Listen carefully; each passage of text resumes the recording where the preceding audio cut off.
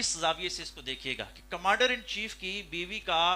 ہار گم ہو جاتا ہے، واپس غزوہ سے جا رہے ہیں، اور وہ کمانڈر ان چیف جو ریلیجس بھی اور مادی طور پہ دونوں طور پہ کمانڈر ان چیف ہے، نماز کا وقت جا رہا ہے، نماز بھی غالباً اگر میں بھول نہیں رہا تو عصر کی نماز ہے، اور حضرت عائشہ صدیقہ فرماتی ہے یا رسول اللہ صلی اللہ علیہ وسلم میرا ہار نہیں مل رہا، اور جب تک ہار نہیں ملے گا، وہ بھی عصر جو سب سے اعلیٰ خطر کیا،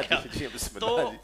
وہاں پہ روک دیا جاتا ہے۔ اور حضور علیہ السلام کا کیا سبق ہے ہم سب کے لیے خانگی حوالے سے، کہ ازواج کی خواہش کا اس حد تک احترام کیا کہ فرمایا یہ قافلہ اس وقت تک موومنٹ نہیں کر سکتا جب تک ہار نہیں ملے۔ اب اللہ کی کچھ چیزیں ایسی ہیں جو اللہ کی حکمت اور مشیت میں ہوتی ہے کہ ان کی وجہ سے لوگوں کو آسانیاں دینی، اور خانوادہ ابو بکر صدیق جو ہے یہ انسانیت کے لیے اور امت مسلمہ کے لیے ہمیشہ آسانیوں کے لیے اسباب بنتا رہا ہے، یہ تاریخی تسلسل ہے۔ اب ہار جو ہے وہ آپ کی اونٹنی کے نیچے ہے، جو ہی تلاش ہو گئی، نماز کا ٹائم نکل گیا، اٹھتے ہیں تو ہار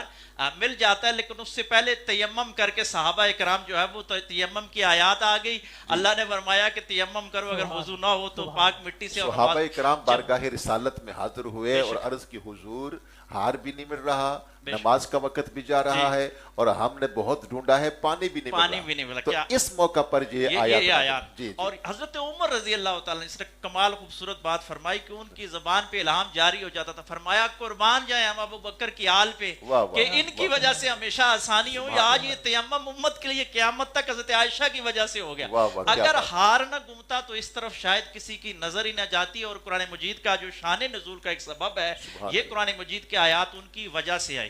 یہ حضرت عائشہ صدیقہ رضی اللہ تعالیٰ عنہ کی ہمہ جیتی کیفیت ہے۔ اور سیرت کا جو ایک باب انہوں نے دیا علمی طور پہ، ایک ہوتی ہے جذباتی لائف جس کو ایموشنل لائف کہا جاتا ہے، کسی لیڈر کی، کسی مذہبی رہنما کی، اس میں علماء کے لیے، مشائخ کے لیے، دنیا داروں کے لیے، کہ حضور علیہ السلام کی سمائلنگ فیس کیا تھی، کہ حضور علیہ السلام کو کوئی اچھی بات لگتی تو کیا کرتے، کوئی ناگوار گزرتی تو کیا کرتے، مہمان اگر زیادہ دیر تک بیٹھ جاتا تو کیا کرتے، یا مہمان اگر اس کی تعظیم نہ ہوتی تو کیا کرتے۔ چہرے کے تاثرات سے جو بتانے والی حدیثیں یہ حضرت عائشہ سے مرویات، یعنی جو پرسنل فیلنگ ہیں وہ بھی حضرت عائشہ نے بتائی۔ پھر حضرت عائشہ کی جو فقاہت دیکھی حدیث اور قرآن کے حوالے سے، بڑی خوبصورت بات کہ دو باتیں جو بتائی،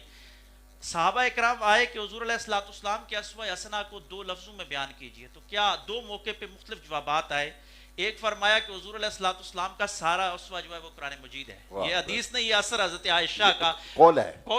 ان کا قول ہے۔ آپ دیکھیے کہ اس قول کی کیا اہمیت ہے کہ ان کی فقاہت کہاں پہ ہے کہ ایک جملے میں بند کر دیا۔ یہ ہو گیا علماء کے لیے۔ اب صوفیاء کے لیے بھی نکتہ ہے، کیونکہ ہم صوفیوں کے چوکٹ پہ بیٹھے ہیں۔ ایک دفعہ پھر صحابہ اکرام آئے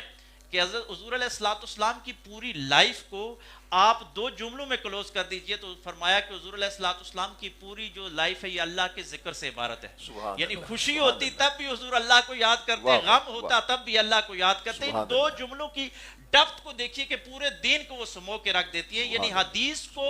فقہ کے انداز میں اور قرآنی آیات کو حدیث کے ساتھ تطبیق کرتے ہوئے فقہ کو، ہماری جو اگلی چاروں فقہاء ہیں وہ حضرت عائشہ کی بارگاہ میں جاتے ہیں، طہارت کے مسائل ہوئی، جذبات کے مسائل اور بہت ساری آیات میں جو قرآن مجید سے آیتیں تصادم کہیں کرتی نظر آتی ہیں۔ تصادم اس اندازے کے ساتھ کہ علمی اندازے کے ساتھ فرض کیا حضور علیہ السلام نے فرمایا کہ جس بندے کا حساب کتاب شروع ہو گیا اس کا بچنا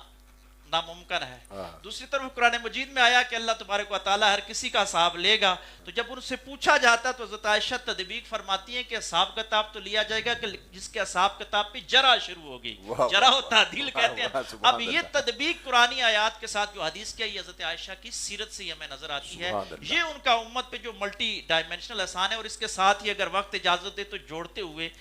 فقاہت سیرت کے ساتھ ساتھ عورتوں کا سیاست میں آنا شاید اسلام میں ہمیشہ کے لیے ممنوع ہو جاتا اگر حضرت عائشہ ریاستی معاملات میں مداخلت نہ کرتی۔ وہ پردے کے پیچھے رہ کر اسلامی فلاحی ریاست کے معاملات سے کبھی بھی وہ جو ہے وہ نظر انداز نہیں کیا یا اگنورنس نہیں کی کہ ہم تو خلوت نشین ہے۔ اقبال نے کہا تھا نا کہ نکل کر خانقاہوں سے ادا کر رسم شبیری، کہ وہ رسم شبیری سے پوری طور پہ وہ جو دور تھا وہ واقف تھے کہ سرزنش کسی بھی اگر معاملات میں کسی گورنر کے ساتھ کوئی معاملہ ہوتا یا خلفاء کے ساتھ کسی فقہی معاملے میں کوئی بات ہو جاتی، وہ باتیں کچھ ایسی چیزیں ہوتی ہیں جو آن ایئر نہیں ہوتی، لیکن علماء کے لیے اور علمی خدمات کے حوالے سے کہ حضرت عائشہ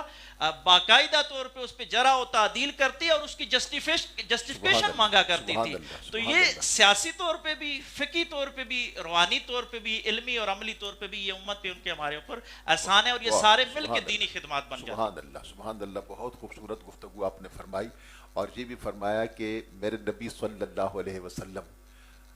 اللہ کے نبی ہیں، کمانڈر ان چیف بھی ہیں، وقت کے حاکم بھی ہیں، لیکن اس کے باوجود اپنی ازواج کا کتنا خیال رکھتے ہیں. سبحان اللہ، کیا بات. اور پھر جس طرح آپ نے فرمایا کہ بہت سارے جلیل القدر صحابہ